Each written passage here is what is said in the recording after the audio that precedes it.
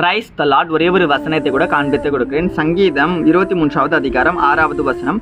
என் ஜீவனுள்ள நாளெல்லாம் நன்மையும் கிருபையும் என்னை தொடரும். இன்னைக்கு ஆண்டவர் உங்களை பார்த்து சொல்றாரு, மகனே மகளே, நீ உயிரோடு இருக்கிற நாளெல்லாம் கிருபையும் ஆசீர்வாதமான காரியங்களும் ஒன்று பின்தொடரும்னு சொல்லி இன்னைக்கு ஆண்டவர் நம்மளை பார்த்து சொல்றாருங்க. அது எப்படிங்க தொடரும்? இந்த வசனத்துல சொல்லப்பட்டிருக்கு, என் ஜீவனாலும் நன்மையும் கிருபை என்னை தொடரும். அப்ப தொடரும்னா நம்ம யாரை தொடரணும்? ஆண்டவராகிய இயேசு கிறிஸ்துவ. ஏசப்பாவை பின்பற்ற பிள்ளைகளா, அவர் நோக்கி போற பிள்ளைகளா இருக்கும்போது நம்ம வாழ்க்கையில ஒரு நன்மையும் குறைப்படாதுங்க.